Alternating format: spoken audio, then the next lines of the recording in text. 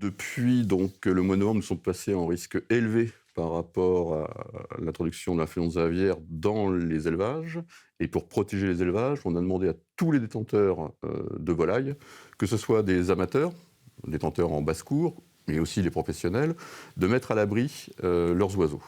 Alors mettre à l'abri pour les basses-cours, ça peut être les placer sous filet, c'est pas obligé de les mettre dans un hangar. Non, non, en fait, c'est éviter le contact possible entre l'avifaune sauvage qui est porteuse du virus et les oiseaux d'une basse-cour. Donc un filet.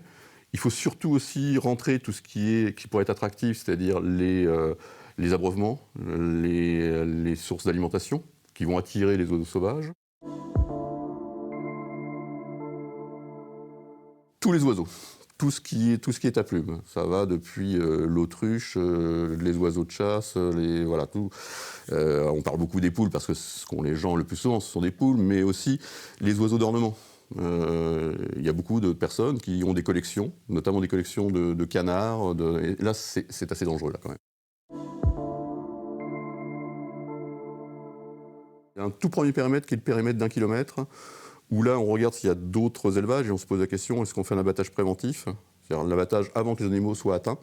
Ensuite, on va regarder dans ce périmètre-là tout ce qui est faune sauvage. Donc ça, c'est l'Office français de la biodiversité donc, qui va sillonner et aller repérer si on trouve des oiseaux morts. Dans le cas donc, de Saint-Hilaire-des-Loges, il y avait 2 cormorans, par exemple, qui ont été prélevés. Donc on attend les résultats.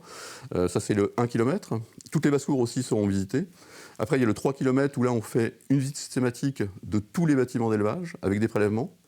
Et ensuite, on a 10 km où là, c'est plutôt des mesures de surveillance des mouvements, avec interdiction de faire rentrer des oiseaux, mais possibilité de faire partir des animaux, par exemple un lot qui arriverait aux périodes au moment de l'abattage. On peut autoriser le départ, sous condition, avec des visites vétérinaires, avec des transports dédiés. On l'informe aussi que c'est une contravention et qu'il risque une amende. Elle est de 750 euros. 750 euros. Ça, c'est le non-respect des mesures de biosécurité. Si derrière, on remonte et éventuellement, on peut retrouver l'origine, c'est-à-dire que si une basse-cour est à l'origine d'une contamination, dans ce cas-là, on passe sur autre chose. C'est-à-dire que c'est une personne qui aura disséminé la maladie. Donc le Code rural prévoit des sanctions beaucoup plus fortes.